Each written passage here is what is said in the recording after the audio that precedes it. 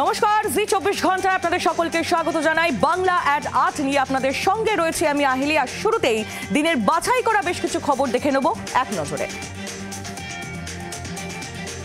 পুরীর নিমাপাড়ায় নাবালিকার গায়ে আগুন লাগিয়ে দেওয়ার ঘটনা। ভুবনেশ্বরে এইমস থেকে দিল্লির এইমসে নাবালিকাকে স্থানান্তর। গ্রিন করিডোর করে এয়ার অ্যাম্বুলেন্সে নিয়ে যাওয়া হলো তরুণীকে।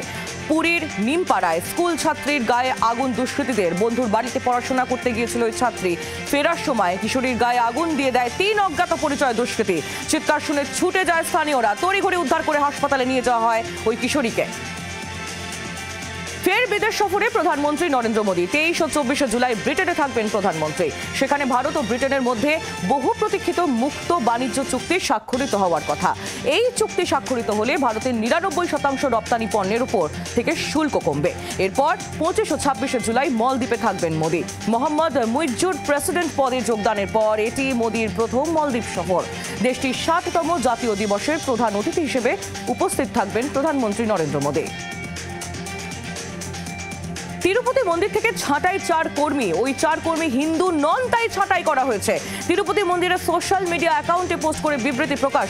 প্রেস বিজ্ঞপ্তিতে বলা হয়েছে, অভ্যন্তরীণ তদন্তের পরে সব দিক খতিয়ে দেখে নিয়ম অনুযায়ী পদক্ষেপ করা হয়েছে। প্রসঙ্গত 2007 সাল থেকে শুধুমাত্র হিন্দু কর্মীদের নিয়োগ করার নিয়ম চালু হয়েছে টিটিটি, এবং এখন অনেক হিন্দু কর্মী কাজ করেন ওই মন্দিরে। তাদের একে একে ছাঁটাই করা হচ্ছে, এমনটাই জানালেন টিটিডি বোর্ড সদস্য এবং বিজেপি নেতা ভানুপ্রকাশ। পাটনা এইমসে হস্টেলের ছাত্রের রহস্য মৃত্যু। হস্টেলের রুমে সংজ্ঞাহীন অবস্থায় ছাত্রকে উদ্ধার। হাসপাতালে নিয়ে গেলে চিকিৎসকেরা যুবককে মৃত বলে ঘোষণা করেন।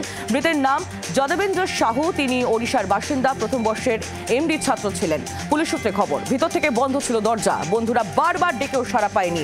ফোন করলেও না ধরার সন্দেহ হয় বন্ধুদের। ঘটনাস্থলে যায় পুলিশ এবং হস্টেল কর্তৃপক্ষ। এরপরেই দরজা ভেঙে দেহ উদ্ধার হয়। মৃত্যুর নেপথ্যে কি কারণ রয়েছে তা খতিয়ে দেখছে পুলিশ। দিল্লিতে হাড় হিম ঘটনা। দোকানে দুষ্কৃতী হামলা, মাথায় আগ্নেয়াস্ত্র ঠেকিয়ে লুট। উত্তর পূর্ব দিল্লির ভাজনপুরার এই ঘটনা। প্রায় 70,000 টাকা লুট করে চম্পট দেয় দুষ্কৃতীরা। ঘটনাস্থলে যায় পুলিশ। সিসিটিভি খতিয়ে দেখে শুরু হয়েছে তদন্ত। মধ্যপ্রদেশের এক স্কুলে হাড়হিম ঘটনা। ক্লাস চলাকালীন খসে পড়ল ছাদের প্লাস্টার। গুরুতর জখম 2 ছাত্রী। মধ্যপ্রদেশের ভোপালের একটি সরকারি স্কুলের এই ছবি। ক্লাসরুমে থাকা একটি সিসিটিভি ক্যামেরায় ধরা পড়েছে ঘটনার মুহূর্ত। দেখা যায় স্কুলে ক্লাস চলছে, শিক্ষিকা কোনো একটা কিছু বিষয়ে বোঝানোর চেষ্টা করছেন। সবকিছু স্বাভাবিকই চলছিল। ঠিক সেই সময় হঠাৎ ছাদ থেকে চাঙড় ভেঙে পড়ে। ঘটনার ছবি ভাইরাল হতেই শোরগোল।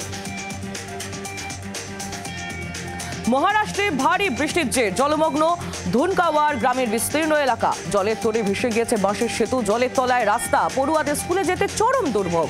পাকা রাস্তা না থাকার কারণে শিশুদের ঘন জঙ্গলের মধ্যে দিয়ে যেতে হচ্ছে স্কুলে। জীবনের ঝুঁকি নিয়ে পারাপার করছে ছোট ছোট শিশুরা। প্রশাসনের কাছে একটি সেতু এবং পাকা রাস্তার আর্জি জানিয়েছেন গ্রামবাসীরা।